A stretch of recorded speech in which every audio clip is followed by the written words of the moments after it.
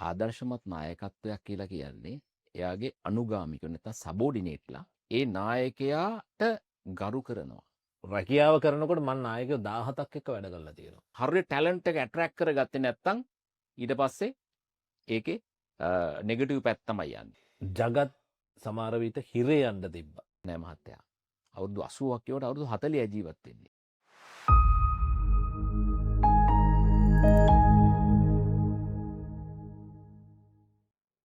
ලෝකෙම වේගයෙන් වෙනස් වෙනවා. ඊටත් වඩා වේගයෙන් කාලගුණය දේශගුණය වෙනස් වෙනවා. ඊටත් වඩා වේගයෙන් මිනිස්සු වෙනස් වෙනවා.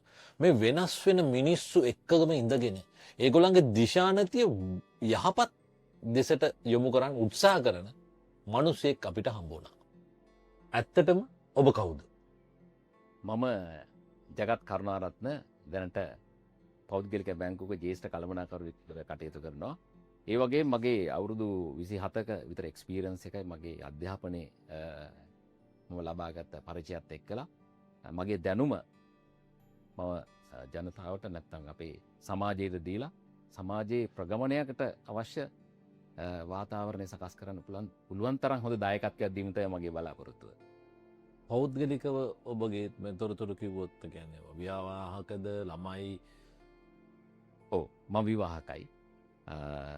මගේ බිරිඳ ගුරු වෘත්තිය දෙන්නේ. ඒ වගේම දියණියන් දෙදෙනෙක් මට ඉන්නවා. ඒගොල්ලෝ තාම පාසල් වයසේ තමයි ගත කරන්නේ. දැන් අවුරුදු 27ක වෘත්තීය ජීවිතයක් ඔබට තියෙනවා කියලා ඔබ කියන්නේ. මේ අවුරුදු 27ක වෘත්තීය ජීවිතයේ කොතනද හැරවුම් ලක්ෂ්‍ය වුණේ? ජීවිතේ හැරවුම් ලක්ෂ්‍ය ගොඩක් අතරම තිබිලා තියෙනවා. නමුත් ප්‍රධාන වශයෙන් මම මුලින්ම මේ ශේෂ්ත්‍රයට එන්න කලින් ටියුෂන් ශේෂ්ත්‍රයේ හිටියා විශ්වවිද්‍යාලයේ ඉන්න කාලේ.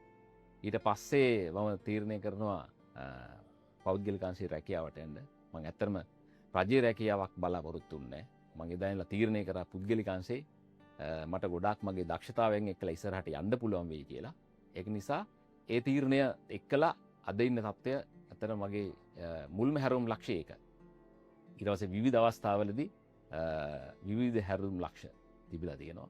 ඒදී අර හැල හැප්පීම් ගොඩක් ජීවිතයක් කියන්නේ සාමාන්‍ය ඉතින් නැවක් ගමන් කරනවා වගේ තමයි. කාම් C එක තියෙනවා. ඊළඟට රෆ් C එක තියෙනවා. ඉතින් හැමෝගෙම ජීවිතේ එහෙම තමයි. අපි ඒක තේරුම් ගන්න ඕනේ. අපි කාම් C එකේ කොහොමද අපි නැව පදවන්නේ? ඒ වගේම අර රෆ් C එකේ නැත්නම් රළු මුහුදේ කොහොමද අපි නැව පදවන්නේ කියලා. ඉතින් ඒ අනුව අද මේ වෙනකොට ඉතින් මේ මට්ටමට ඇවිල්ලා තියෙනවා. ඒකත් එක්ක මම නැවතත් කියනවා මගේ යුතුයකම තමයි අපි ලබාගත් දැනුම අපිත් එක්කම මේ යන්න නොදී ඉදිරි පරම්පරාවට දෙන එක තමයි අපේ යුතුයකම. ඒක එතකොට තමයි මේ සමාජයට යමක් කළා වෙන්නේ කියලා මම විශ්වාස කරනවා. අවුරුදු 27ක වෘත්තීය ජීවිතයේ ඉගෙනගත් අත්දැකීම් ඔයා උත්සාහ කරනවා තවත් ජීවිත සාර්ථක වෙන්න කොහොමද ඔයාගේ අත්දැකීම් ඒගොල්ලන්ගේ ජීවිත සාර්ථක කරගන්නේ කියන එක්ස්පීරියන්ස් එකක් ෂෙයා කරන්න. මේක තමයි අද මම දකින්න මේ ලෝකයේ ඉන්න ට්‍රේනර්ස්ලා මොටිවේෂන් කරන අයට ප්‍රැක්ටිකල් ට්‍රේනර්ස්ලා මේ ප්‍රැක්ටිකල් එක්ස්පීරියන්ස් කරපු අයගේ වෙනස මම දැකලා තියෙන්නේ. මම කතා බහ කරලා තියෙන්නේ. මට තියෙන්නේ ඒකමයි. මොකද ප්‍රැක්ටිස් කරපු එකක් තමයි මම කියන්නේ. මම හිතන්නේ ජගත් කරන්නේ ප්‍රැක්ටිස් කරපු එකක්. ඒකේ රිසල්ට් එකත් ඔයා දන්නවා. ඒක තමයි මිනිස්සුන්ට ගිහිල්ලා කියන්නේ. ඒගොල්ලෝ ව්‍යවසායකයෝ වෙන්න පුළුවන්, ස්ටුඩන්ට්ලා වෙන්න පුළුවන්. ඔයාගේ සබෝඩිනේටර් නැත්නම් ඔයත් එක්ක වැඩ කරන ඔයාගේ මේ ඔයාගේ ආයතනයේ කට්ටිය වෙන්න පුළුවන්. මේ හැමෝටම දෙන්නේ ඔයා මං හිතන්නේ එක්ස්පීරියන්ස් එකක් ෂෙයා කරන්න කියලා. එහෙමද මම හිතන විදිහ හරිද යකත්? මං හිතන්නේ 100%ක් හරි.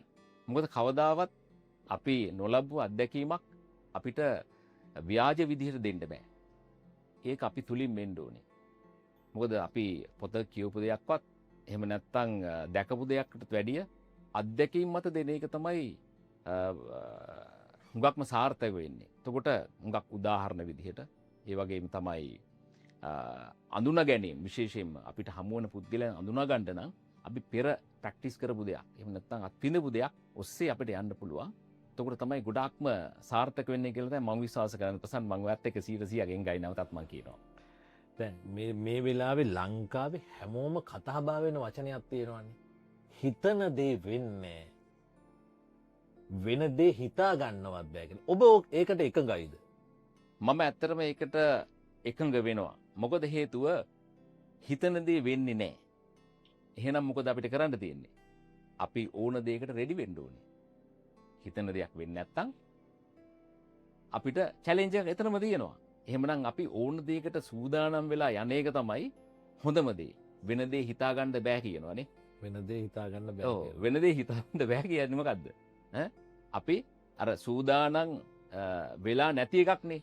ඔබ අහලා ඇති මම ඉස්කෝලේ යන කාලේ අතරම දැන් කෙඩටින් කරලා තියෙනවා. ඒකේ සූදානම් නොවි නොසිටිනු කියලා.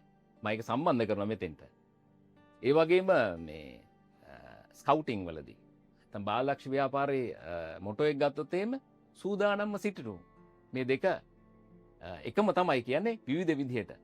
ඉතින් සූදානම් වීමම අපිට අතර අපි හිතන දේ වෙන්නේ නැත්නම් අපි සූදානම් වෙලා හිටපුවාම ඕන දෙයකට අපි රෙඩි කියන කියන්නේ. ඉතින් ඒක නිසා වෙන දේ හිතා ගන්න බැරි වුණාට අපි විශ්මයටපත් වෙන්නේ නැහැ. හැමදාම වෙන දේවල් ගොඩක් දේවල් තියෙනවා. අපිට හිතා ගන්න බෑ. මොකද අපි ඒක හිතා ගන්න බැයි නම් අපි විශ්මයටපත් වෙන්නේ ඇයි? අපි ඒකටත් යම් සූදානමක් වෙලා. මේ ජගත්ගේ කතාවට මං චූටි දෙයක් එකතු කරොත් මම විශ්වාස කරන්නේ රිසල්ට් මේ කියන්නේ හිතාගන්න බැරි දේ කියලා එන්ඩ එක රිසල්ට්නේ. ජගත් මේ රිසල්ට් එක වෙනස් කරන්න ඕනේ නම් ඒකට ලොකු එෆර්ට් එකක් ඕනේ. මම එෆර්ට් එකක් දැම්මොත් මට ඕන රිසල්ට් එක 100% එන්නේ නැති වෙන්න පුළුවන්. හැබැයි පොසිටිව් පැත්තට රිසල්ට් එකක් ගන්න පුළුවන් කියන තැන මම ඉන්නේ. මගේ සාර්ථකත්වය ඇවිල්ලා තියෙන්නේ ඒක නිසාමයි. මං විශ්වාස කරන්නේ පොසිටිව් උත්තරයක් ඕනනම් පොසිටිව් ඉම්පැක්ට් එකක් දෙන්න ඕනේ. නැත්නම් ඒක වෙනුවෙන් කැප වෙන්න ඕනේ. වෙනකම් බලන් හිටියොත් හිතා ගන්න බැරි දේවල්ම වෙයි. වෙනකම් බලන් හිටියොත් හැබැයි ඔයා උත්සාහ කරොත් මම උත්සාහ කරොත් ඔයා උත්සාහ කරොත් ඒක නිසාමයි ජගත් කරුණාරත්න මේ පුටුවේ කතා වාඩි වෙලා අවුරුදු 27ක එක්ස්පීරියන්ස් එකක් කතා කරන්නේ. මම ජගත් වෙනකම් බලන් හිටපු නැති කෙනෙක්. Tamanට ඕන උත්තරේ එනකන් උත්සාහ කරපු කෙනෙක් කියලා මං කිව්වොත් ප්‍රසන්න ඔයාගේ කතාවේ මේක තිබ්බ ඇත්තටම. ඒ කියන්නේ සූදානම් වීම කියන්නේ මොකද්ද? ඒක කැපකිරීමක්. සූදානම් වීම තුල දැන් අපි ගත්තොත් එහෙම හමුදා සොල්දාදුවෙක්ට කවදාවත් Tamanට ඉදිරියේදී එන දේ පිළිබඳ සූදානමක් නැහැනේ. නේද? ඕන දෙයකට සූදානම්. එහෙනම් ඒ සොල්දාදුව මොකද කරන්නේ? ක්‍රමවත් පුහුණුව. එයාගේ දැඩි කැපකිරීමක් මත තමන් අර තමන්ට ප්‍රෙඩික් කරන්න බැරි. ඒ කියන්නේ බලාපොරොත්තු වෙන්නේ නැති තත්වයක්කට මුහුණ දෙන්න අවශ්‍ය පුහුණුව ලබා ගන්නවා. ඒක තමයි ප්‍රසන්න තුලිත් මම දකිනවා. දැන් ප්‍රසන්නගේ කතාවේ තව තැනක කියුණා මේ ඒ දැඩි කැපවීම කියන එක. කැපවීමෙන් තොර ජයග්‍රහණයක් නැහැ. අන්න එතෙන්ට එන්න ඕනේ අපි. එතෙන්ට එනවා. ජයග්‍රහණේ තියෙන්නේ අති විශාල කැපකිරීමක් මත. ඒකට තියෙන්න ඕනේ ක්‍රමවත් පුහුණු. ඒක ප්‍රැක්ටිස් එක. නේද? අර බහුල වශයෙන් කරන්න ඕනේ නේද? බුද්ධාම කියන භාවිතා බහුලීකතා කියලා. බහුල වශයෙන් යන්න ඕනේ. එතකොට තමයි Tamanට බලාපොරොත්තු නොවන දැන් ඔබතුමාගේ අපි මාකටිං ගැන කතා කරනවා නම් නේද? වෙළඳපොළ කියන්නේ හැසිරීම. වෙළඳපොළේ හැසිරීම අපිට හිතා ගන්න බෑ. ඒ හැසිරීම නමුත් අපි යම් නිර්ණායක මත ප්‍රෙඩික් කරනවා. ඒ මත තමයි යන්නේ. ඒ ප්‍රෙඩික්ෂන් එක කියන්නේ මොකද්ද? අර පුහුණු වෙන්නේ විවිධ උදාහරණ අරන් අපි පුහුණු වෙනවා. ක්‍රිකට් කෙනෙක් වුණත් එහෙමනේ. නේද? එයා අපි හිතමු ඉන්දියානු ක්‍රිකට් කෙනෙක් අපි හිතමු ලංකාවේ ක්‍රිකට් කෙනෙක් ස්ටඩි කරනකොට එයාගේ ස්ටයිල් එක, බැටිං ස්ටයිල් එක ස්ටඩි කරලා තමයි බෝල යන්නේ. එතකොට ෆීල්ඩින් ඒ ස්ටයිල් එකත් ස්ටඩි කරන්න ඕනේ. එතකොට තමයි සාර්ථකත්වයක් තියෙන්නේ. ඔය ජගතික කතාව පුරාම තියෙන්නේ ඒ කියන්නේ රිසල්ට් එකක් ඕනේ නම් ඒ වෙනුවෙන් කැපකිරීමක් කළ යුතුමයි. හරියට හරි. ඒ වෙනුවෙන් ස්ටඩී කරන්න ඕනේ. වගේ නෝ බැට්ස්මන් කෙනෙක්ව රීඩ් කරන්න දවස් ගාණක් ඒ කියන්නේ කැප්ටන් නෙමෙයි ඒක කරන්නේ. ඒකට අද වෙනම ටීම් එකක් ඉන්නවා. එදා හිටියේ කැප්ටන්ුයි 4 දෙනෙක් සීනියර් 4 දෙනෙක් තමයි අනිත් ටීම් එකේ ඉන්න හොඳම 5 දෙනාව රීඩ් කරේ. ඒගොල්ලෝ තමයි කතා කරේ. අද ඒගොල්ලන්ට එන්නේ රීඩ් කරලා ඇනලයිස් කරලා ඔක්කොම කරලා ආපු රිසල්ට් එකක් තමයි දෙන්නේ. මෙන්න මේක තමයි ඔයගොල්ලන්ගේ ප්ලෑන් එක කියලා ඉන්නේ. එදා එහෙම නෙමෙයි. අද ක්‍රිකට් එතනට ඇවිල්ලා මේ හැම තැනම තියෙන්නේ රිසාල්ට් එක වෙනුවෙන් කැපවීම විතරමයි කියලා මම විශ්වාස කරන්නේ. කැපවෙන්න ඕනේ. හැබැයි අපි කැපවෙන්න දැනගන්නත් ඕනේ. අපිට නොලෙජ් එක තියෙන්නත් ඕනේ. ඒක එක්ස්පීරියන්ස් එකෙන් එන්නත් පුළුවන්. අපි ඉගෙනගත්ත දේෙන් වෙන්නත් පුළුවන්. මේ දෙකම එකතු වුණොත් විතරයි ඔයාට ඕන රිසල්ට් එක ගන්න පුළුවන්. ඒ රිසල්ට් එක ගත්ත නිසා ඔයා වාඩි වෙලා ඉන්නවා. මම මෙතන වාඩි වෙලා මෙහෙම කතා කරන්න පුළුවන් වෙලා තියෙනවා. මේක නිසාමයි කියලා මම විශ්වාස කරන්නේ. ඔයාගේ අවුරුදු 27 ටර්නිං පොයින්ට් වල මට පුංචි මතකයක් තියෙනවා. ඔයා අවුරුද්දක් විතර මං හිතන්නේ නිවසට වෙලා ඉන්න වෙන කාලයක් වෙනවා. මම හිතන්නේ ඒක සෑහෙන් ඔයාව වෙනස් කරන්න ඇති කියලා මං හිතනවා අධ්‍යාත්මිකව. පැහැදිලිවම ප්‍රසන්න. මේක ඇත්තටම මේ ඒක හරිම දෛවවතක සිද්ධියක්. ඔය කොරෝනා කාලේ රට වහපු වෙලාවේ රට වහලා දවස් රට වහුවේ ඒ අවුරුද්දේ මාර්තු 28 වෙනකොට වගේ අපිත් ගෙවල් වලට කොටු වුණා. ඒ මාර්තු 28 ඉඳලා අප්‍රේල් 18 වෙනකොට මට ලොකු ඇක්සිඩන්ට් එකක් වෙනවා. මම වැටෙනවා මේ වහලේ පොඩි රිපෙයාර් එකක් කරන්න ගිහලා වහලෙන් වැටිලා මගේ කොන්ද මැදින් යනවා. ඊපස්සේ එතකොට මට ඇවිද ගන්න බෑ. ඊපස්සේ මාව ගිහලා හොස්පිටල් එකට දාලා ඒ වෙලාවේ මට මතකයි මම ළඟට කිට්ටු වෙන්නෙත් නෑ. ඇයි මේ කොරෝනා නිසා හොස්පිටල් එකත් කිට්ටු වෙන්නේ නැහැ. කෙසේ වෙතත් අවසානයේදී මම දවස් කීපයකින් ගෙදර එනවා. මට දුන්නා ડોක්ටර් චැලෙන්ජ් එකක්. දැන් ජගත් ඔයාට මාස 3ක් ලෑල්ලේ ඉන්න වෙනවා. එතකොට ඇත්තට මම වගේ අර දුවපු මැෂින් එකක් එකපාරට නවත්තනවා කියනකොට මමත් කල්පනා කරනවා මට දැන් මොකද වෙන්නේ. ඊට පස්සේ ඒක හරි අපූර්ව දවසක් මේ එදා ගෙදර ගියලා මම තනියම සින්දුවක් කිව්වා. මට මතක් වුණා සුනිල් ඉදිරිසිංහ මහත්මයාගේ සින්දුවක් රජෙක් වුණත් ගිලන් වෙලා එක්තැන් වුණදා කියනවාට සැකයක් නැහැ නිරෝගී සැපහැර සැපයක් ලොවේ කොවින්දා. එදා තමයි මටත් ඇත්තටම මේ ගීතය කියන එකේ ඒ ගීතේ අර්ථය නියමටම තේරුනේ. වෙනදාට අපි නිකන් ජොලියට වගේ අහනවා. පොඩි අප්පුඩියක් ගහනවා. නමුත් අර්ථය තේරෙන්නේ අර යමක් වෙන්න එපයි. ඉතින් ඊට පස්සේ වෙසක් පොය උදා වෙනවා ඊළඟ දවස් කීපයකින්. මට මේ රටේ හොඳ ජනප්‍රිය ස්වාමින් වහන්සේ කෙනෙක්ගේ බණක් ඇහෙනවා. මේ ඊට පස්සේ දවසේ මම උදේ නැගිටලා මගේ මොබයිල් ෆෝන් එක අරන් බැලුවා මේ නම සර්ච් කරලා.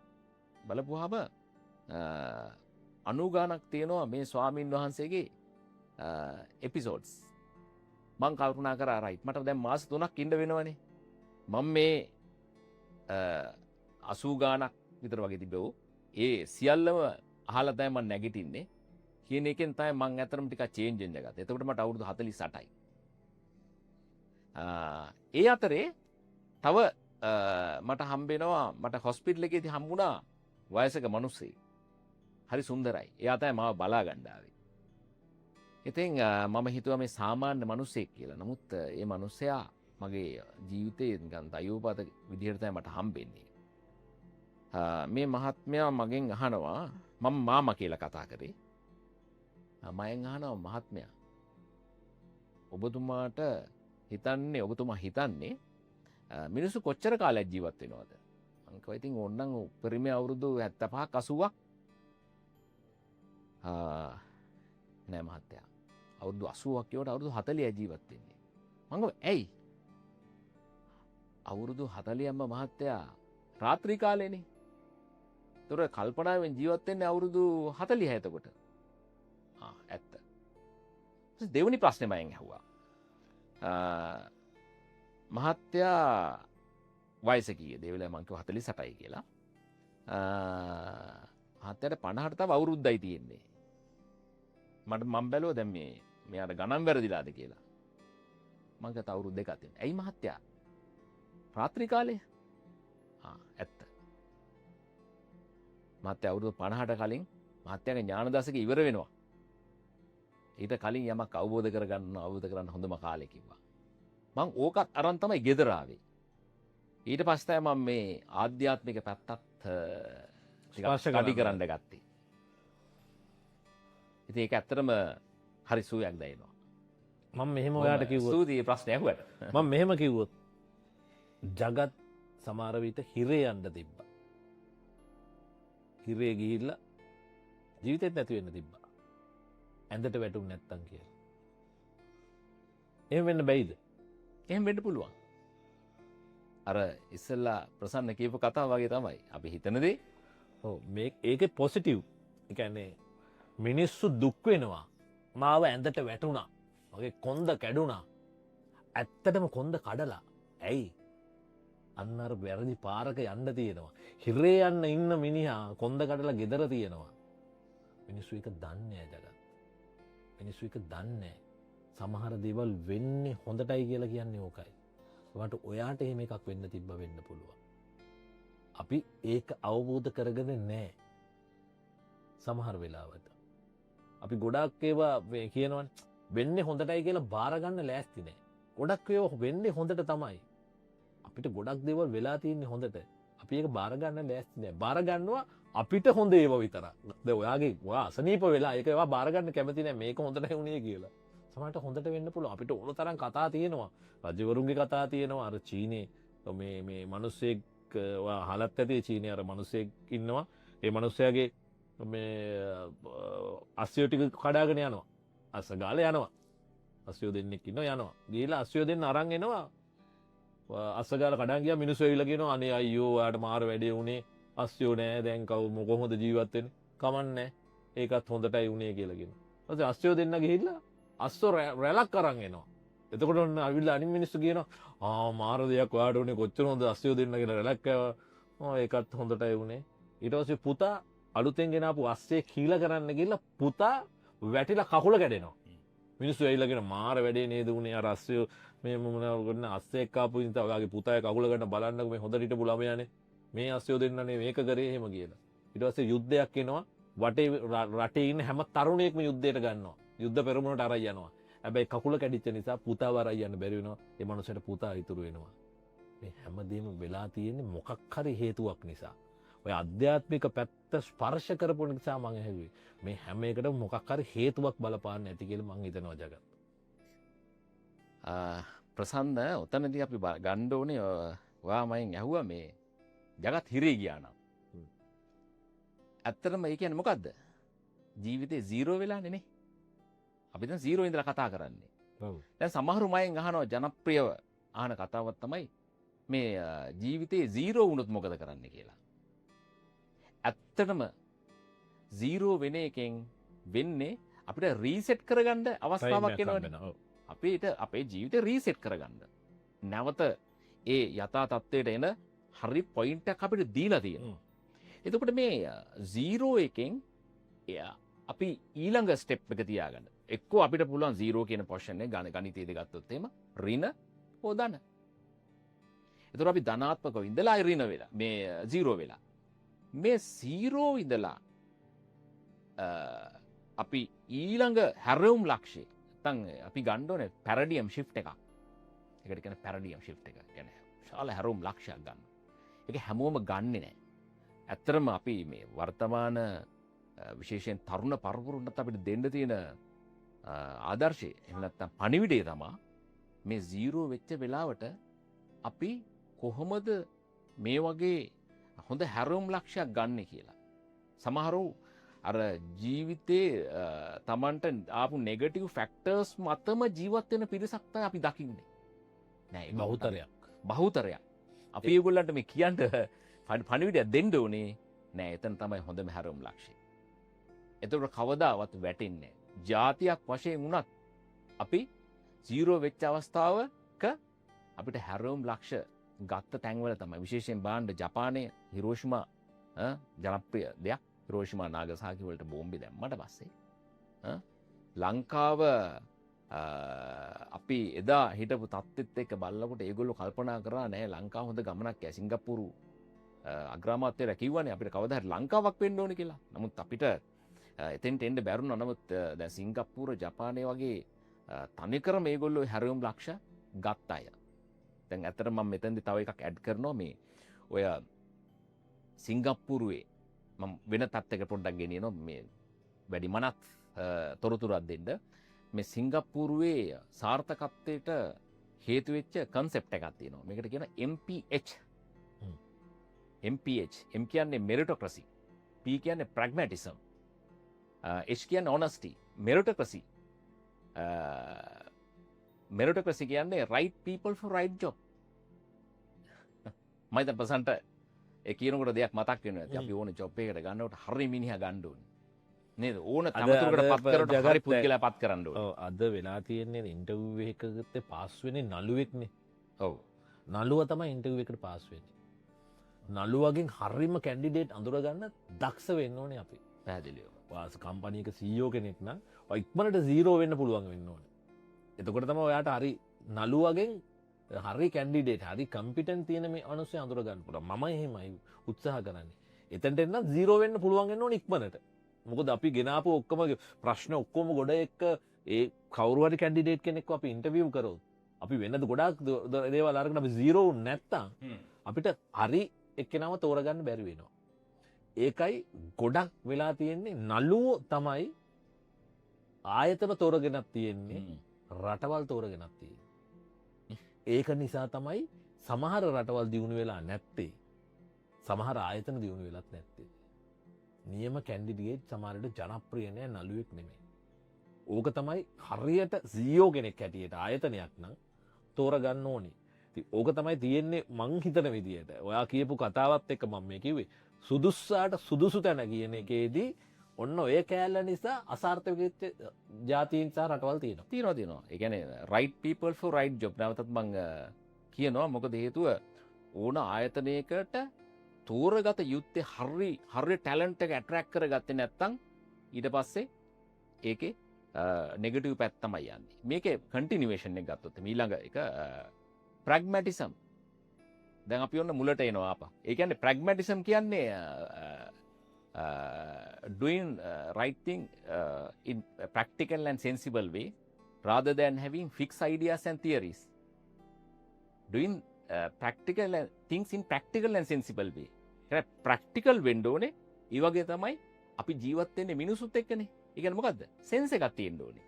හැමදේම ගණිතයෙන් එහෙම නැත්නම් ගණිතාත්මක අපිට ඔප්පු කරාට මොකද හැම එකේම තියෙනවා අර ලාලිත්‍යයක් කියලා එකකුත් තියෙනවා නේ. ඒක සෙන්සිබල් වෙන්න ඕනේ.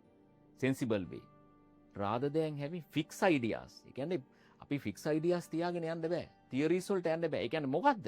මහ පොළොවේට බහින්න ඕනේ. මහ පොළොවේ ඇත්තට එන්න ඕනේ. ඔව්. right. එතකොට ඊළඟ එක තමයි H honesty. අවංකත්වය. බාන්න සිංගප්පූරුව. මේ concept තුන හරහා තමයි මූලිකව ගොඩනැගිලා තියෙන්නේ. ඉතින් ඒක අද වර්තමානයේ ආයතනයකට උනත් හොඳ concept එකක්. රටකට උනත් හොඳ කන්සෙප්ට් එකක්. මේවා ගාක්ම ප්‍රැක්ටිස් කරපු දේවල්. අපි සිංගප්පූරුව ගැන කතා කරනවා ඒගොල්ලෝ ඒක ප්‍රැක්ටිස් කරා කියලා කියනවා. සමහරට සාර්ථක වෙච්ච ආයතන ඇති රටවල් ඇති ඒගොල්ලෝ ඒක ප්‍රැක්ටිස් කරලා ඇති ඒගොල්ලෝ මේක ප්‍රැක්ටිස් කරා කියලා ඒගොල්ලෝවත් දන්නේ නැහැ. නමුත් තියරියක් විදිහට ගොඩනැගිලා තියෙනවා. නමුත් ඒක තියරියක් විදිහට ගොඩනැගිච්ච එකම අපිට අද අධ්‍යයනයට පහසු වෙලා තියෙනවා. ඒ වගේ අපිට තව කෙනෙකුට කියන්නත් පුළුවන්. ඒක වෙලා තියෙන්නේ සමහර අය දන්නේ නැතුව හරි දේ කරලා තියෙනවා. සමහර අය දැනගෙන හරි දේ කරනවා. දැනගෙන හරි දේ කරලා රිසල්ට් එක පොසිටිව් ගන්න පුළුවන්. දන්නේ නැතුව හරි දේ කරලා සමහර විට සිතුව නැති දේ හරියට එන්න පුළුවන්. මේක මේ සමහර දේවල් රැල්ලට වචන එක්ක අපි ගිහිල්ලා අපි වැටෙනවා හැමදේම මේ හරියන්නේ නැහැ. විවසායකය ගොඩකට කතා කරනවානේ. මම දන්නවා ඔයා ගොඩක් ට්‍රේනින් කරනවා. ගොඩක් මිනිස්සුන්ගේ ඇස් අරින්න උත්සාහ කරනවා නැගිටින්න අත දෙන්න. ඒ ඔයා ඉගෙන ගත්ත දේෙන්. හරියට ජගත් මේ එක කෝප් එක උණු වතුර නම් තියෙන්නේ. එක බේසමක් ඇල් වතුර බේසමක් මේ එක කෝප්පෙන් පුළුවන් රත් කරන්න. හැබැයි ඔයාට රත් වෙච්ච බේසමක් එක වතුර කෝප් එකකින් නිවන්න බෑ. ඒකට බේසන් 10ක්වත් ඕන වෙනවා. ඒ වගේ තමයි මිනිස්සුත්. හරිම අමාරු කර්තව්‍යයක් මිනිසුන් වෙනස් කරනවා කියන එක පොසිටිව් පැත්තට. නෙගටිව් පැත්තට වෙනස් කරන්න හරිම පහසුයි. පොසිටිව් පැත්තට හොඳ පැත්තට මිනිස්සු අරන් යන්න හරි අමාරුයි. මෙන්න මේ ජවනිකාව කොහොමද ඔයාගේ ජීවිතයේ දැන් අලුත්ම ජවනිකාව ඔයා ගොඩක් මිනිස්සු විවසායකයෝ එක්ක කතා කරන එක ඔයාගේ අත්දැකීම් බෙදා ගන්න. කොහොමද මේක කොහොමද හැඩගැහිලා තියෙන්නේ මේ කාලේ මේ මගේ පෞගිය මාස කීපේ ප්‍රසන්න ඇත්තරම් මගේ මම මගේ කන්සෙප්ට් එකක් එක තමයි යන්නේ changing rhythm of the life කියන කන්සෙප්ට් එකමත් අය උසේ තමයි මම මගේ ඒක තමයි මගේ බ්‍රෑන්ඩ් එක විදිහට මම යන්නේ. ඒක බ්‍රෑන්ඩ් එකටත් වැඩිය ඒකේ අදහස ඇත්තරම පුළුල් අදහසක්. changing rhythm ජීවිතේ රිද්මේ අපි වෙනස් කරන්න. එහෙමයි රිද්මේ අතර පටන් ගන්නේ මම හිතන්නේ ඉස්සෙල්ලාම රිද්මේ අඳුර ගන්න ඕන. අඳුර ගන්න ඕනේ. දැන් රිද්මේ කියන එක අපි මම උදාහරණයක් ගත්තොත් එහෙම අද ඇමරිකානු පුරවැසියෙක් ලංකාවට ආවොත් එහෙම එයාට මේ වෙලාවේ රාත්‍රී කාලය. එතකොට එයාගේ රිද්මය ඇත්තටම සකස් වෙලා තියෙන කොහොමද? රාත්‍රී කාලයට. මේ වෙලාවේ ලංකාවේ ඉන්නවා කියලා කියන්නේ එයා නිදිමත ගතියකින් ඉන්නේ. නිද්‍රා ශීලී ස්වරූපයෙන් ඉන්නේ. එතකොට ඒ රිද්ම් එක වෙනස් කරන්න බැයිද? එයා ටික මොකද වෙන්නේ? අනුගත වෙලා එයා සතියක් දෙකක් යනකොට එයාගේ රිද්මේ වෙනස් කරගන්නවා. නේද? එතකොට එයා මේ රටේ තියෙන වෙලාවට ආයි හැඩ ගහනවා. මෙන්න රිද්මේ වෙනස් වෙන ආකාරය. ඉතින් මම විශ්වාස කරනවා පුද්ගලිකව මේ රිද්මයන් කියන ඒවා කවදත් වෙනස් කරන්න පුළුවන්. දැන් අපි ගත්තොත් එහෙම දරුවෙක් උපදිනකොට කළුවර බෑග්යක් ඇතුලේ ඉන්නේ. එයා මෙලෝ එළිය දකින්නකොට ටික තමයි එළිය ස්පර්ශ කරන්නේ. එයාට අර රාත්‍රී කාලයක් තිබ්බ මාස 9ක රාත්‍රී කාලයක් තිබිලා තියෙන නේද? එළියට එනවා. ඇවිල්ලා ඔන්න ඉර පායනවා, ඉර බහැල යනවා, එළිය වැටෙනවා, කළුවර වෙනවා නේද? එතකොට මව දවසකට 5-6 වතාවක් ෆීඩ් කරනවා, රයිට්? ඕක ක්‍රමයෙන් ගිහිල්ලා මොකද වෙන්නේ? වේල් 3කට ඒ රිද්මේ වෙනස් කරනවා. වේල් 2කට එහෙම රිද්මේ වෙනස් කරා නම් එහෙම එන්නේ නැද්ද? තනි වේලෙන් ජීවත් වෙන අය නැද්ද? ඔව්. ඒකත් රිද්මේ වෙනස් කිරිල්ල. නේද? මම මේ ප්‍රවේශයේ ගත්තේ වගේ ප්‍රශ්නෙට ඇත්තටම රිද්මේ කියන එක වෙනස් කරන්න පුළුවන්. නම් ජීවිත කියන එකවත් උගාක් මිනිසුන්ගේ වෙනස් කරන්න පුළුවන්. වෙනස් කරන්නේ මොනවද? අර හැබිට්ස් කියන ඒවානේ. නේද? පුරුදු කියන ඒවා ඕන විදිහට මිනිස්සුන්ට හැබැයි ඒකට Tamanට තියෙන මුලින් කිව්වා වගේ කැපකිරීමක් තියෙන්න ඕනේ.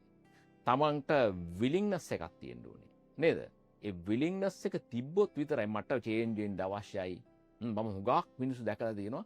ඒගොල්ලෝ එන්නේ වෙනසක් බලාපොරොත්තු වෙන්නේ. නමුත් වෙනස තියෙන්නේ අපිට ළඟ නෙමෙයි. අපිට වෙනස් කරන්න තියෙන සීමාව අඩුයි. හැබැයි මේ ඔස්සේ ඒගොල්ලෝ විසින් වෙනස් කරගන්න ලොකු ආයාසයක් දරන්න ඕනේ. දැන් විශේෂයෙන් මද්ද්‍රව්‍ය උද්දරට ඇබ්බැහි වෙච්ච පුද්ගලෙක් අපිට වෙනස් කරන්න පුළුවන්කම තියෙන කොහොමද? එයාගේ රිද්මේ වෙනස් කරලා. changing rhythm of life. මිනිස්සුන්ව වෙනස් කරන අතරතුර ජගත් හදනවා නායකයෝ. නායකයෝ මම දැකලා තියෙනවා. එක විදිහය. මම රැකියාව කරනකොට මම නායකයෝ 17ක් එක්ක වැඩ කරලා තියෙනවා. මගේ අවුරුදු 26ක විතර කරිය එකේ 24ක ඔය කාලේ මම 17ක් එක්ක වැඩ කරලා තිබ්බා. එක ලීඩර්ස්ලා මම දෙන්නෙක් එක්ක විතර වැඩ කරලා තියෙනවා. නායකයෝ මම 17ක් එක්ක වැඩ කරලා තියෙනවා. ඇත්තටම නායකයාට බය වෙන්න ඕනේ ගරු. දැන් නායකයෙකුට තියෙන්න ඕනේ අනිත් අනුගාමිකයෝ හරි බය වෙන එකද ගෞරව කරන එකද? හොඳ අපූර්ව ප්‍රශ්නයක් ප්‍රසන්න ඇහුවේ. ගොඩක් නායකයන්ගේ වටේ බයක් හදනවා ළඟ ඉන්න අය. මේක තමයි මේ ස්වභාවය මේ ඕනම ආයතනයක වෙන්න පුළුවන්. ගෙදර තාත්තා පොඩ්ඩක් යකෙක් කරනවා අම්මා මොකද වැඩේ කරගන්න පුළුවන් විදියට. සමහර වෙලාවට උඩට ඇවිල්ලා පොඩි බයක් හදනවා සමහර වෙලාවට ආයතනවල. රටෙත් එහෙම වෙන්න පුළුවන්. ඒක ලොකු වෙන්න එක විදිහට. ඇත්තටම ජගත් නායකයෙකුට තියෙන්න ඕනේ අනිත් අයගේ ගෞරවය කියලා මම විශ්වාස කරන්නේ. බයක් තියෙන්න ඕනේද? මම ප්‍රසන්න මෙහෙම ප්‍රශ්නයක් අහන්නද? දැන් ආදර්ශමත් නායකත්වය ගැන කියනෝනේ අපි. ඔව්. ඒතර ආදර්ශමත් නායකත්වය කියන එක මොකද්ද? ආදර්ශමත් නායකත්වයක් කියලා කියන්නේ එයාගේ අනුගාමිකයෝ නැත්නම් සබෝඩිනේට්ලා ඒ නායකයාට ගරු කරනවා. මොකද ඒ ගරු කරන්නේ? ඒ නායකයා ආදර්ශමත් ඒ වගේම හොඳ ෆිලොසොෆියක් කෙන එක්කලා යන නායකයෙක්. ඔව්. එයාගේ වචන තුල, එයාගේ ක්‍රියාකාරීත්වය තුල, රයිට්? පෙරලා තමන්ගේ සබෝඩිනේට්ලට සලකන විදිය නේද? දැන් උතේ මට මතක් වෙනවා මේ ඔය ඇඩ්වාන්ස් ලෙවල් කරන කාලේ අපිට නායකත්වයේ උගන්වනකොට අපිට මට මතකයි එක්තරා සර් කෙනෙක් කියනවා මේ නායකත්වය තියෙනවා දෙකක් ආකාර දෙක. එකක් තමයි වරෙව් නායකත්වය. අනිත් එක තමයි යමව් නායකත්වය. දැන් මෙහෙම හිතන්නකෝ. දැන් නායකයා ඉස්සරහා ඉන්නේ. පිටිපස්ස බලලා කියනවා අනුගාමීට වරෙව් කියලා. එතකොට මේ අනුගාමිකයන්ට හිතෙන්නේ මොකද්ද? අපේ නායකයා ඉස්සරහා ඉන්නේ. අපිට බය වෙන්න දෙයක් නැහැ. එහෙම අය වට ඉඳ ඇති මං හිතන්නේ ඔයාලට හිටපු 17. ඔව් එහෙම ඉඳලා තියෙනවා. එතකොට ඊළඟ එක තමයි මං කිව්වේ යමව්. නායකයා ඉන්නේ පිටිපස්සේ. හරි පුතා යමව්. එතකොට මොකද්ද ඔයාලට හිතෙන්නේ? ලොක්කා පිටිපස්සේ ඉන්නේ අපිට උනොත් බලා ගනීද? අපිට කලින් ලොක්කා දුවයිද? එහෙම නායකත්වයන් තියෙනවා. ඒ ඇත් හම්බෙලා තියෙනවනේ වැඩ. 15ක් විතර. අන්න ඒකයි. එතකොට ඔයාගේ අහපු ප්‍රශ්නෙට උත්තරය ඔතන තියෙනවා. ඒ කියන්නේ නායකයාට ගරු කරනවද? නායකයාට බිය වෙනවද කියලා. ආදර්ශමත් නායකත්වය තුල තමයි ওই දෙකම තියෙන්නේ. දෙකම තියෙන්නේ. සමහර නායකයන් ඒ කියන්නේ හොඳ නායකත්වයක් දුන්නාම හොඳ නායකයෙකුට මොනවද ඇත්තටම තියෙන්න ඕනේ? ඔයා හිතන වචන දෙක තුනකින් ක්වොලිටිස් දෙකක් තුනක් ඔයා හිතන විදිහට නායකයා කියන පුද්ගලයා නිතරම නායකයා කියන පුද්ගලයා ගොඩ නැගින්නේ ඇයි? සබෝඩිනේට්ලා මත. දැන් උතනදී ඉන්න උපන් නායකයෝ. උපන් සබෝඩිනේට්ලාත් ඉන්නවා. මම දැකලා තියෙනවා ගොඩක්. ඔව්. ඒක හොඳට අයිඩෙන්ටිෆයි කරන්න පුළුවන්. සමහර අය ඉන්නවා. හොඳ අනුගාමිකයෙක් වෙන්නත් කුසලතාවයක් තියෙනවා. තියෙනවා. දක්ෂකමක් තියෙන්න ඕනේ. දක්ෂතාවයක් තියෙන්න ඕනේ. අර වටේ ළඟින් ඉඳගෙන කතා කියලා බය කරන කට්ටිය නෙමෙයි මේ. ඔව් හොඳ අනුගාමිකයෙක් වෙන්නත් ඒකට කුසලතාවයක් නායකයෙක් නම් අනිවාර්යයෙන්ම තමන්ගේ පිරිස හොඳට බලා ගන්න ඕනේ. ඒගොල්ලන්ට දෙන්න ඕනේ හොඳ ඩිරෙක්ෂන් එකක්. අපි යන්නේ මෙතෙන්ට. රයිට්? එයා තමයි මම අර කියපු වරේ නායකත්වය. පිටිපස්සේ අනුගාමික ඉන්නවා. එන්න. මං ඉන්නවා ඔයාලා වෙනුවෙන්. අන්න ඒ වගේ නායකයෝ තමයි අපිට අවශ්‍ය. බය නැතිකම තියෙන්න ඕනේ. ඒ වගේම තමයි යාට තියෙන හොඳ ෆිලොසොෆි එකක්. ඉදිරියට යන්න දැඩි උමනාවක් ටාගට් එකට යන්න. එතකොට තමයි එයාට ටාගට් එකක් තිබ්බොත් තමයි අනුගාමිකයන්ට ටාගට් එකක් තියෙන්නේ. ඒ වගේ සංකල්ප ගොඩක් තියෙනවා. මම අර කීපයක් විතරයි ප්‍රසන්න වෙත් එක මම මේ වෙලාවේ හුමාරු කරගන්නේ. දැන් ඔයා නායකත්වයේ ගොඩනගා ගන්න මිනිස්සු මොටිවේට් කරන්න. ගොඩාක් දේවල් කරනවානේ. ඩීමෝටිවේට් වෙලා බින්දුවටම වැටලා. බින්දුවට කතාව අපි කියනවට බින්දුවටම වැට. කියන්නේ ඩීමෝටිවේට් වෙලා සමහර ජොබ් එක අතාරින්න, තමන් කරපු ව්‍යාපාරය අතාරින්න හිතන පිරිසක්. ඔයා කොහොමද ඒගොල්ලන්ට ඉලක්ක වලට යන්න පුළුවන් විදිහට මොටිවේට් කරන්නේ? ළඟදී වගේ එක්ස්පීරියන්ස් එකක් ඔයාලට ෂෙයා කරන්න පුළුවන් නම් ඒකමක් නේ. මම මේක උදාහරණයක් ගන්න මේ මෑතකදී වෙච්ච සිද්ධියක්. එක්තරා පුද්ගලයෙක් අතර මෙයා 0 වෙලා හිටියේ. 0 වෙලා ඊළඟට හුඟක් 0 වෙච්ච පුද්ගලයෝ මොකක්ද ගන්න ඊළඟ විකල්පේ? තමන්ගේ ජීවිතේ තමන්ම නැති කර ගැනීම. ඔව්. ඇත්තටම ප්‍රශ්නයක් මතන යන්නේ. මම ප්‍රසන්න ඔයන් අහන්න කැමති ප්‍රශ්නයකට තියෙන හොඳම පිළිතුර මොකද්ද? ප්‍රශ්නේ කියන එක හැදෙන්නෙම පිළිතුරක් එක්කනේ ජක. එක්ක. හරියට හරි. ප්‍රශ්නයක් හදන්න බෑනේ ඉතින් නැත්තම් අපි උත්තරයක් මේ නැත්තම්. ජීවත් වෙන ප්‍රශ්න ඉඳන්නේ. ඔව්. හැමදාම ප්‍රශ්නයක්. ජීවිතය කියන්නේ ප්‍රශ්නයම තමයි. ඔව්. හැබැයි ඒ පුද්ගලයෝ හිතන්නේ නැහැ මේ ජීවිතය කියන්නේ ප්‍රශ්නයක් නෙමෙයි කියලා. ප්‍රශ්න මත යන්නේ. ඔව්. එතකොට ප්‍රශ්නයකට තියෙන හොඳම පිළිතුර තමයි විකල්ප අධ්‍යයනය. ඔව්. විකල්ප ගොඩාක් තියෙන කෙනෙක්ට උත්තර ගොඩක් තියෙනවා. ඔව්. ඒ එකම පිළිතුරක් පේන මුද්දලයා ගන්න එකම තීරණයයි. අන්න එතනදී ඒ පුද්ගලයාට තියෙන්න ඕනේ මොකද්ද? හොඳ වටපිටාවක්.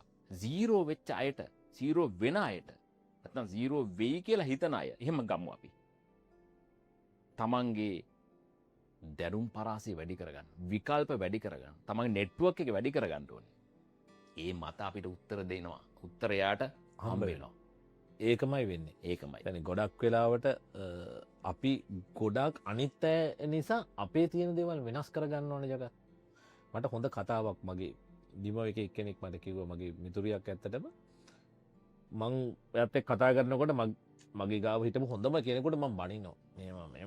එයා කියනවා මට අයියා ඔයාගේ හොඳ තියෙනවා. ඔයා කවදාවත් ඔයාගේ හොඳ වෙන කෙනෙක් නිසා වෙනස් කරගන්න එපා. මිනිස්සු ඔයාට කැමති ඔය හොඳ නිසා. ඔයා තව කෙනෙක් ඔයාට මෙහෙම දෙයක් කරා කියලා එයාගේ ලෙවල් එකට ඔයා වැටිලා ඒ වගේ දේවල් කරන්න යන්න එපා. එතකොට ඔයාගේ ගාවින් මිනිස්සු ඈත් වෙයි. මොකද ඔයත් අනිත් අය වගේ. මම කවදාවත් එදා ඉඳලා මගේ හොඳ කවුරුවත් නිසා වෙනස් කරගත්තේ නැහැ. මාගාව තියෙනවා නම් හොඳ ක්වොලිටිස් කිසිම කෙනෙක් නිසා. මිනිස්සු වැරදි මට කරන්න පුළුවන්. මම මේ වැරද්ද ආපහු එයාට කරන්න යන්නේ නැහැ. මොකද මගේ හොඳ මම වෙනස් කරගන්න ඕනේ නැහැ කිසිම කෙනෙක්. මේක තමයි මගේ ජර්නි එකේ ජගත් ආවේ. මං හිතන්නේ ඔයාගේ ජර්නි එකෙත් එන්නේ නැත්තේ ඕක. ඕක එක එක විදිහට. මේක හරි පුංචි කෑල්ලක් වුණාට සරල වචන දෙක තුනක් වුණාට මේක හරි පවර්ෆුල්. මේ අපේ ජීවිතේට හම්බ වෙන පුංචි ඇඩ්වයිස් තියෙනවනේ. කෙනා අදාළ නැහැ. යාගේ තත්ත්වය අදාළ නැහැ. ඒ ඇඩ්වයිස් එකේ තියෙන වටිනාකම Taman හරියට ගත්තොත් වේට් එක දාලා ඒක අත් දෙකෙන් අරගෙන තියාගත්තොත් ඒ ලොකු දේවල් අපිට ජීවිතේ වෙනස් කරගන්න පුළුවන්. මම හිතන්නේ එහෙම තමයි ඔයා මිනිස්සු වෙනස් කරලා මේ පොසිටිව් දිශානේ තියෙන. නැත්තම් මේ ධන මාර්ගයේ මිනිස්සුන් ව්‍යාපාරිකයෝ ව්‍යවසායකයෝ හදන්න පාවිච්චි කරනවත් ඇත්ති ඕකම මිනිස්සුන්ගේ හොඳ ටික වැඩි දියුණු කරන එකමනේ කරන්නේ. ඔයා මේ ස්පීකර් කෙනෙක් මොටිවේෂනල් ස්පීකර් කෙනෙක් හැටියට ඔයා කරන්නෙත් ඒක. ගොඩක් අය කරන්නේ ඒක. මිනිස්සුන්ට තියෙන හොඳ ටික වැඩි කරන එක. මේකම තමයි මං හිතන්නේ මේ ලෝකේ අපි ඇසුරු කරන පිරිස කරලම තියෙන්නේ ඒක. ඒක නිසාමයි අපි මෙහෙම ඉන්නෙත්. මොකද අපිට එහෙම පිරිසක් හම්බ වෙලා තියෙනවා. ඒ පිරිස හරි පිරිස ඇසුර කියන එක මං හිතන්නේ ජගත් ඒක මං හිතන්නේ අපි ඒ නෙට්වර්ක් එක ඔයා කියපු ඒක හරි වටිනවා. වෘත්තිකයෙක් හැටියටත් පුරවැසියෙක් හැටියටත් දියුණු වෙනවා නම් මං හිතන්නේ. නෙට්වර්කින් ඒක හොඳ කන්සෙප්ට් එකක්. මොකද අපේ එදිනෙදා ප්‍රශ්න වලට උත්තර සියල්ල එතන තියෙනවා. මේ ප්‍රශ්නෙට අහවලා ඉන්නවා. මේකට හොඳම උත්තරේ මේ අහවලා ළඟ ඇති. මේ ශේෂ්ත්‍රයේ ඉන්නවනේ මේ මම අවුරුදු 15ක් වැඩ කරපු ආයතනයවා දන්නවා. මම තමයි මගාව තමයි ලොකුම නෙට්වර්ක් එක තිබුණේ.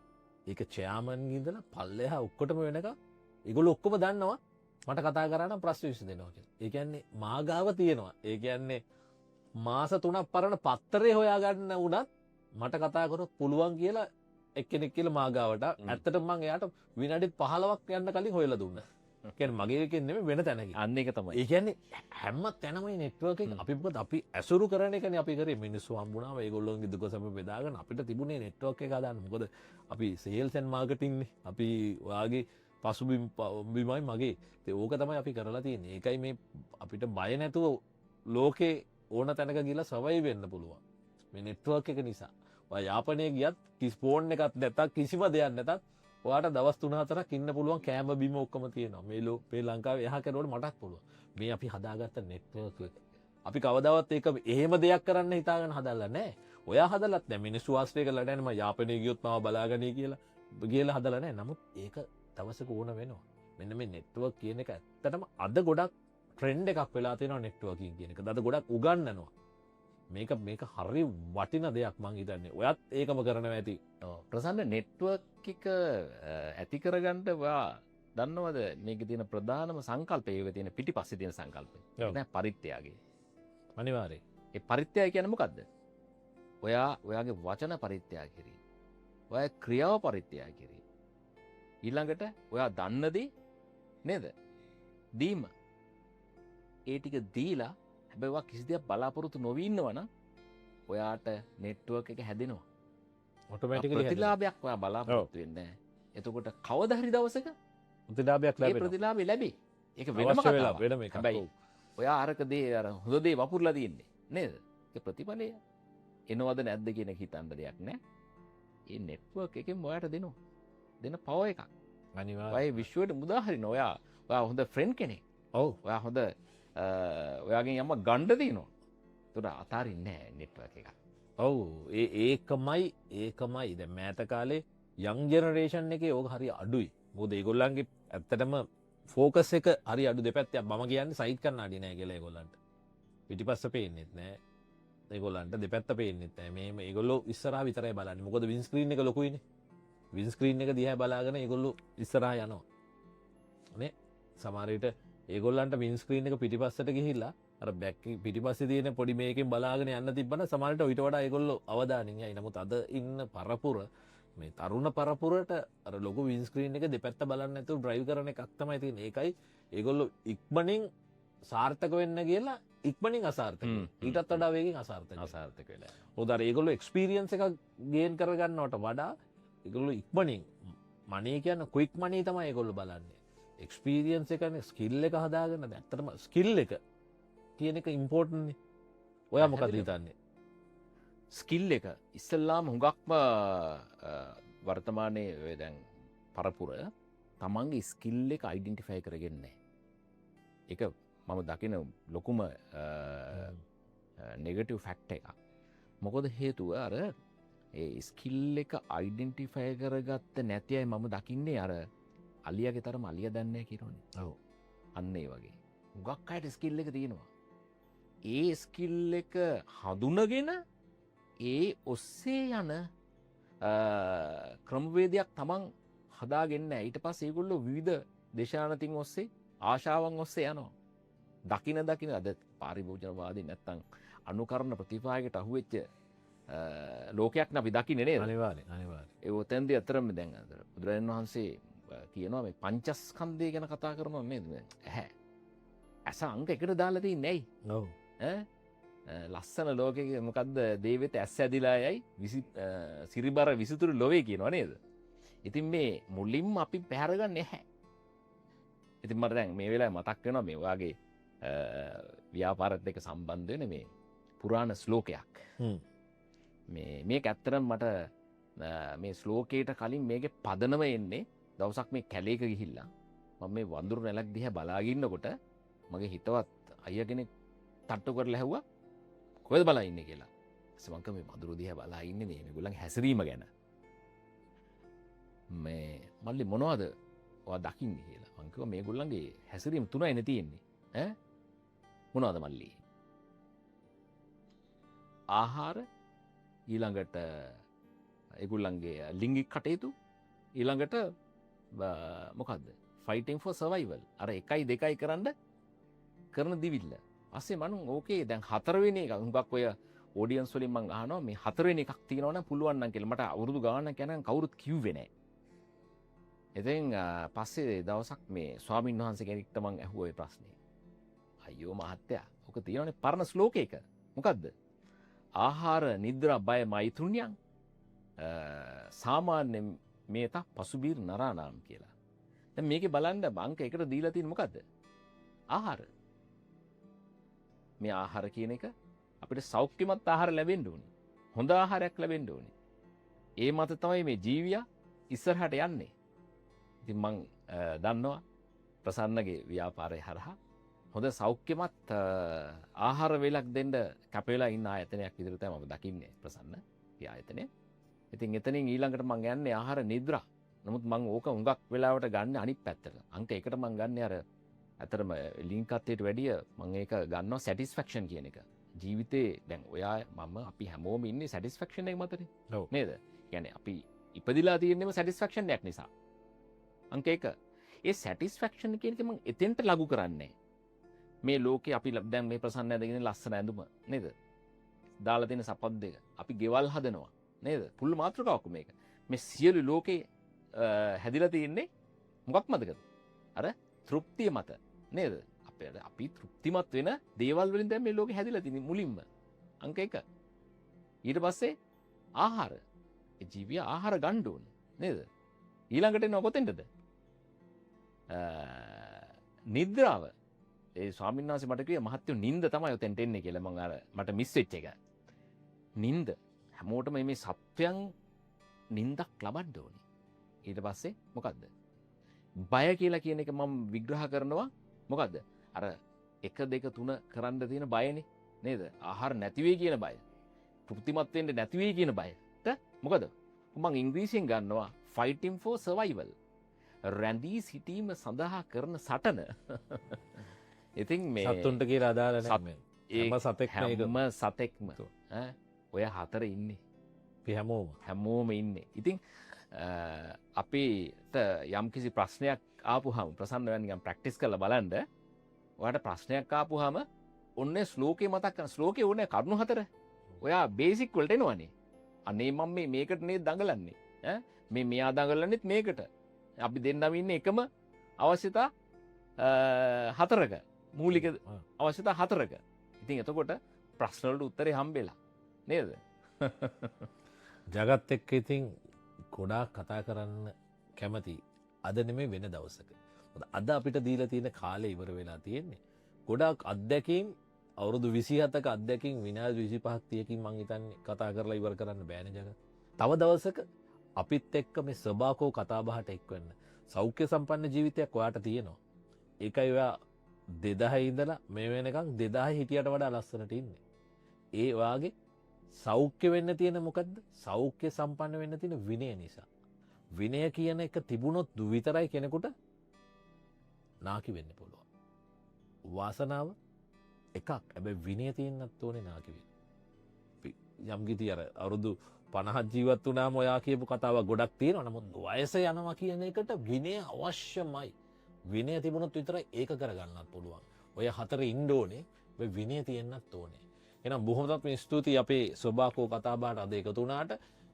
අපි ඊළඟ වැඩසටහන ඉතාමත් ඉක්මනින් ඔයත්ව සම්බන්ධ කරගන්න මම හිතනවා මේක මීට වඩා දේවල් කතා කරන්න ඇති කියලා. බොහොමත්ම ස්තුතියි අපේ කණ්ඩායම වෙනුවෙන් අද අපේ මේ මැදිරියට ආවට. සොබාකෝ ආයතනයේ විදිහට ප්‍රසන්න ඉතාමත් සතුටුයි මට ආරාධනා කරාට. ඒ වගේම මම සතුටින් මේ බාරගත්තා ඔබතුමත් එක්කලා මේ සාකච්ඡාවක් කරන්න. මේක සාකච්ඡාවකට වඩා අපි දෙන්න ඉතින් සුවද අපි යාළුකමක් තියෙනවා ඊට වඩා එහා ගිය. යාළුකම වැඩි කරගන්න දැනුම බෙදා ගන්න. ආයි දවසක හම්බ වෙමු. බොහොම ස්තුතියි.